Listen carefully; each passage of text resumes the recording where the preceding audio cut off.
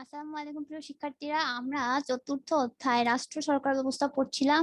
তো গতদিন আমরা এই জায়গায় শেষ করেছি মন্ত্রিপরিষদ শাসিত রাষ্ট্রপতি শাসিত সরকারের তুলনামূলক আলোচনা, অর্থাৎ আমাদের এই অধ্যায়টি শেষ। আমরা আজকে এর অনুশীলনীটা দেখব। অনুশীলনীটা দেখো, প্রথম প্রশ্ন হচ্ছে ক্ষমতার উৎসের ভিত্তিতে গঠিত রাষ্ট্র কোনটি? সমাজতান্ত্রিক, রাজতান্ত্রিক, পুঁজিবাদী, গণতান্ত্রিক। উত্তর হবে গণতান্ত্রিক। ক্ষমতার উৎসের ভিত্তিতে সরকারকে দুই ভাগে ভাগ করা হয়েছে, রাষ্ট্র ব্যবস্থাকে দুই ভাগে ভাগ করা হয়েছে, গণতান্ত্রিক এবং একনায়কতান্ত্রিক। ব্যক্তি স্বাধীনতা রক্ষাকারী রাষ্ট্র ব্যবস্থা কোনটি?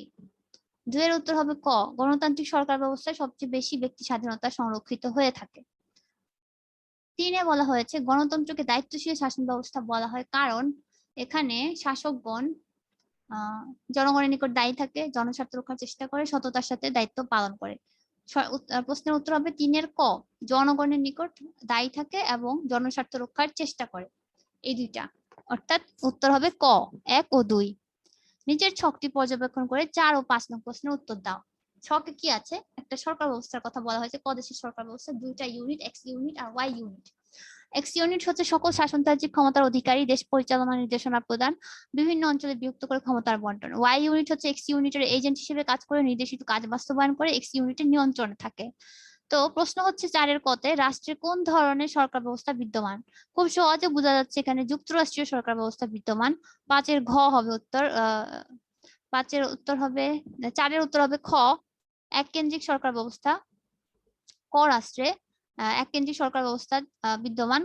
আমি একটু ভুল বলেছি, ক রাষ্ট্রে এককেন্দ্রিক সরকার ব্যবস্থা বিদ্যমান কারণ হচ্ছে এখানে কিন্তু ডান পাশে দেখো এক্স ইউনিটের এজেন্ট হিসেবে কাজ করবে। আমরা কিন্তু এককেন্দ্রিক সরকার ব্যবস্থায় দেখেছি যে প্রাদেশিক সরকারগুলা কেন্দ্রের এজেন্ট হিসেবে কাজ করে। ওয়াই ইউনিট হচ্ছে প্রদেশগুলা আর এক্স ইউনিট হচ্ছে কেন্দ্র। আর ওয়াই ইউনিটের যে বৈশিষ্ট্যগুলো দেখা যাচ্ছে এগুলো হচ্ছে প্রদেশের বৈশিষ্ট্য, যেখানে দেখা যায় যে প্রদেশগুলা কেন্দ্রের এজেন্ট হিসেবে কাজ করে, প্রদেশগুলা কেন্দ্রের কাজ বাস্তবায়ন করে, প্রদেশগুলা কেন্দ্রের নিয়ন্ত্রণে থাকে। আর কেন্দ্রের ক্ষেত্রে যেটা হয় সেটা হচ্ছে সকল শাসনতান্ত্রিক ক্ষমতার অধিকারী হয়, দেশ পরিচালনার নির্দেশনা প্রদান করে, বিভিন্ন অঞ্চলে বিভক্ত করে ক্ষমতার বন্টন করে থাকে। তো এটা একটা এককেন্দ্রিক সরকারের কথা বলা হয়েছে। আর 5-এ বলা হয়েছে উক্ত সরকার ব্যবস্থায় কি কি আছে। ওয়াই ইউনিট কি আঞ্চলিক সরকার হিসেবে কাজ করে? ওয়াই তো এখানে প্রদেশ, এটা আঞ্চলিক সরকার হিসেবে কাজ করে, এটা ট্রু। 2-এ বলা হয়েছে এক্স ইউনিট ওয়াই ইউনিটকে ক্ষমতা ফিরিয়ে নিতে পারে, এটাও তো ট্রু। এক্স ইউনিট তো কেন্দ্র, কেন্দ্র তো প্রদেশের ক্ষমতা ফিরিয়ে নিতে পারে। 3-এ বলা হচ্ছে এক্স ইউনিট কি পররাষ্ট্রের সকল ক্ষমতার উৎস? হ্যাঁ, এটাও সত্য, কারণ এক্স ইউনিট হচ্ছে পররাষ্ট্রের সকল, এককেন্দ্রিক সরকার ব্যবস্থায় কেন্দ্রই সকল ক্ষমতার উৎস।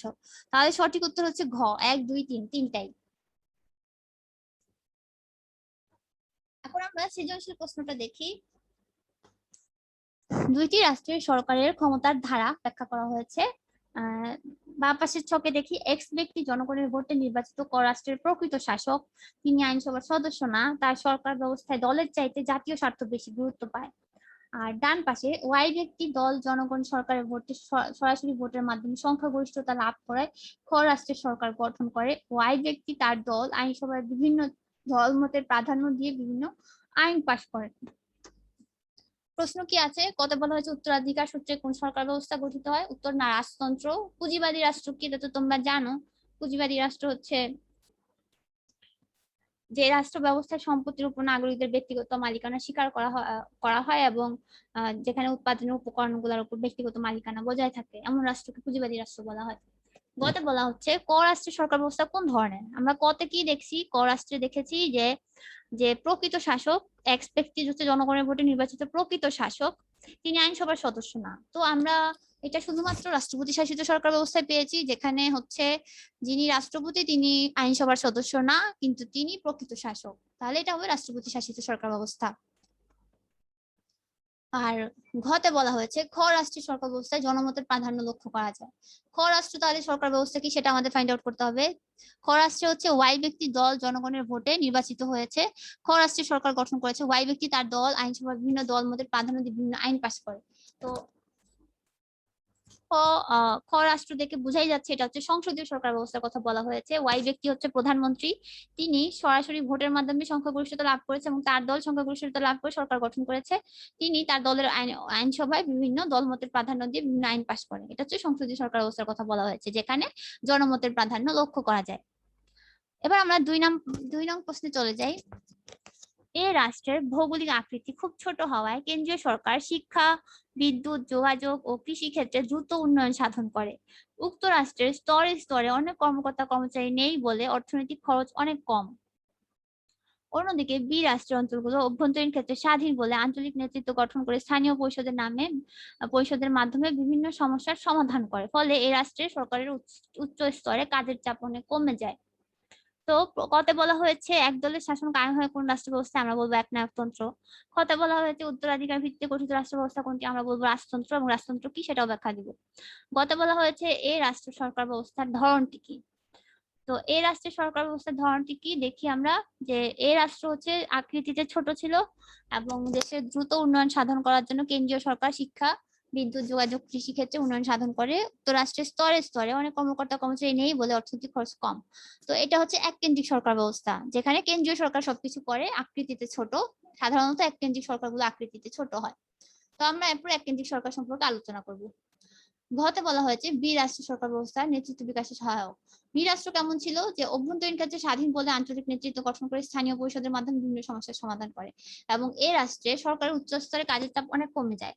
অর্থাৎ আমরা এমন একটা সরকারের কথা বলছি যেখানে প্রদেশে ক্ষমতা দেওয়া হয়েছে বলে কেন্দ্রের কাজের চাপ কমে গেছে, এবং আঞ্চলিক নেতৃত্ব গঠনে স্থানীয় সরকারের পরিষদের মাধ্যমে বিভিন্ন সমস্যার সমাধান করছে। এটা হচ্ছে যুক্তরাষ্ট্রীয় সরকার ব্যবস্থা। তো আমরা জানি যে যুক্তরাষ্ট্রীয় সরকার ব্যবস্থা হচ্ছে নেতৃত্ব বিকাশের ক্ষেত্রে সহায়ক, কারণ যুক্তরাষ্ট্রীয় সরকার ব্যবস্থা হচ্ছে প্রাদেশিক সরকার থাকে, প্রাদেশিক সরকারের নির্বাচন হয়, সেই নির্বাচনে হচ্ছে জয়যুক্ত হয়, সে হচ্ছে প্রাদেশিক অঞ্চলের প্রধান হিসেবে কাজ করে।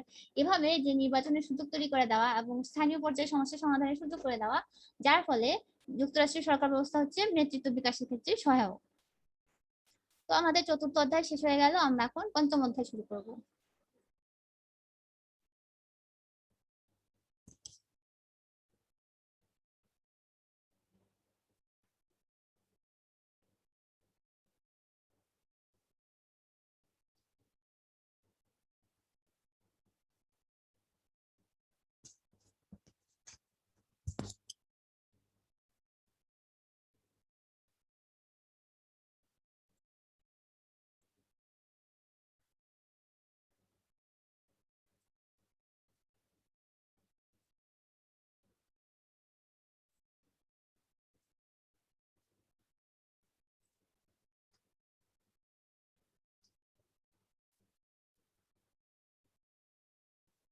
তো আমরা একটা নতুন অধ্যায় শুরু করছি। আমাদের অধ্যায় হচ্ছে পঞ্চম অধ্যায়, বাংলাদেশের সংবিধান। তো এই চ্যাপ্টারে আমরা হচ্ছে সংবিধান সম্পর্কে ধারণা পাবো, বাংলাদেশের সংবিধান কিভাবে প্রণীত হয়েছে, উত্তম সংবিধানের বৈশিষ্ট্য, বাংলাদেশের সংবিধানের বৈশিষ্ট্য, এবং বাংলাদেশের সংবিধানের বিভিন্ন সংশোধনী হয়েছে, এই যাবৎকালে প্রায় 17টি সংশোধনী হয়েছে। তো সেই সম্পর্কে জানবো। প্রথমে আমরা বলি যে সংবিধান আসলে কি। সাধারণত সংবিধানকে বলা হয়ে থাকে রাষ্ট্রের দর্পণ স্বরূপ। অর্থাৎ একটা সংবিধানকে দেখে আমি বা তোমরা বুঝতে পারবা যে ওই রাষ্ট্রের স্বরূপ কি, ওই রাষ্ট্রের শাসক শাসিতের সম্পর্ক কি, ওই রাষ্ট্রের কাঠামো কি, এগুলো আমরা সব কিন্তু সে দেশের সংবিধান দেখার মাধ্যমে বুঝতে পারি, যার জন্য সংবিধানকে সেই রাষ্ট্রের দর্পণ বলা হয়। সংবিধান হচ্ছে রাষ্ট্র পরিচালনার একটা মৌলিক দলিল। এটা লিখিত হতে পারে, অলিখিত হতে পারে, যেখানে হচ্ছে রাষ্ট্র পরিচালনার যাবতীয় নিয়ম কানুন লিখিত বা অলিখিত যেটাই হোক নিয়মগুলা থাকবে। সংবিধান হচ্ছে রাষ্ট্র পরিচালনার মৌলিক দলিল, যে সব নিয়মের মাধ্যমে রাষ্ট্র পরিচালিত হয়ে থাকে তাকে সংবিধান বলে। সরকার কিভাবে নির্বাচিত হবে, আইন শাসন বিচার বিভাগ কিভাবে গঠিত হবে, এদের ক্ষমতা কি হবে, জনগণ সরকারের সম্পর্ক কেমন হবে, এসব বিষয়ে সংবিধানে উল্লেখ থাকে। এসব বিষয়ে সংবিধানের পরিপন্থী কোনো সিদ্ধান্ত গ্রহণ করা যায় না, তাই সংবিধানকে রাষ্ট্রের চালিকা শক্তি বলা হয়। রাষ্ট্রবিজ্ঞানের জনক এরিস্টটল সংবিধানকে বলেছেন যে সংবিধান হচ্ছে এমন একটা জীবন পদ্ধতি যা রাষ্ট্র স্বয়ং বেছে নিয়েছে। The constitution is the way of life the state has chosen for itself. এটা এরিস্টটল বলেছিলেন। তো সাধারণ অর্থে সংবিধান হচ্ছে রাষ্ট্র পরিচালনার জন্য লিখিত অলিখিত বিধি বিধানের সমষ্টি।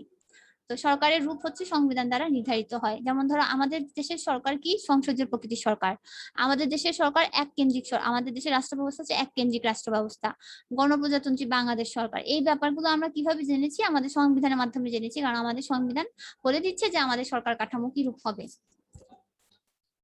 এবং জনগণ হচ্ছে আমাদের দেশের সার্বভৌম ক্ষমতার উৎস, যেটা আমাদের সংবিধানের 7 নং অনুচ্ছেদে বলা হয়েছে যে জনগণ হচ্ছে সার্বভৌম ক্ষমতার উৎস। এরিস্টটল বলেছেন সংবিধান সম্পর্কে, constitution is the way of life the state has chosen for itself.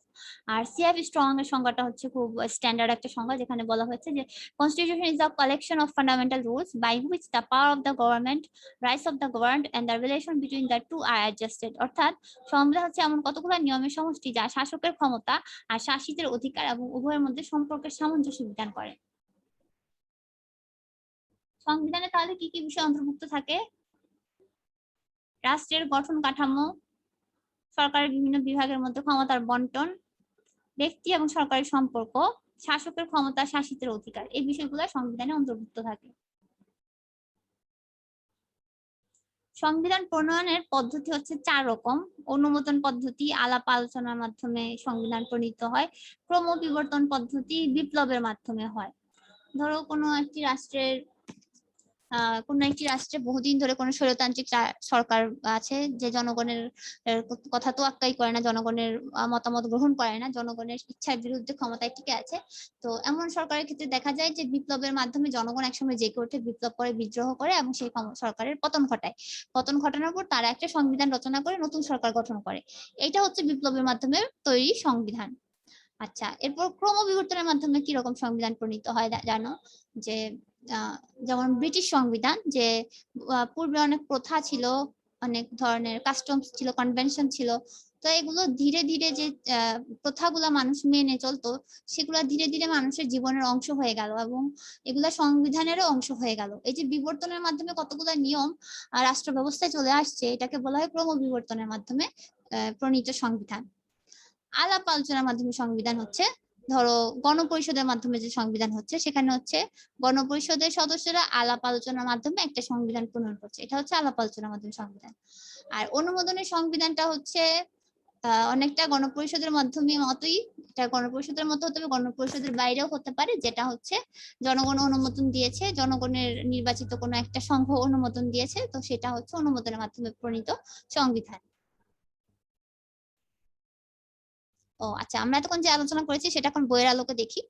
অনুমোদনের মাধ্যমে যে সংবিধান হয় সেটা হচ্ছে জনগণকে সামাজিক, রাজনৈতিক, অর্থনৈতিক অধিকার থেকে বঞ্চিত করে অতীতে প্রায় সব রাষ্ট্রের স্বেচ্ছাচারী শাসক নিজের ইচ্ছা অনুযায়ী রাষ্ট্র পরিচালনা করত।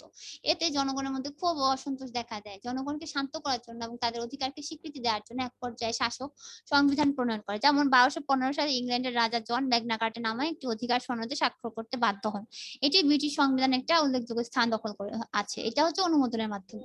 আলাপ আলোচনার মাধ্যমে সংবিধান প্রণয়নের লক্ষ্যে যখন গণপরিষদ গঠিত হয় এবং গণপরিষদের সদস্যরা আলাপ আলোচনার মাধ্যমে সংবিধান রচনা করে, সেটা হচ্ছে আলাপ আলোচনার মাধ্যমে প্রণীত সংবিধান। ভারত, পাকিস্তান, যুক্তরাষ্ট্রের সংবিধান এভাবে প্রণয়ন করা হয়েছে।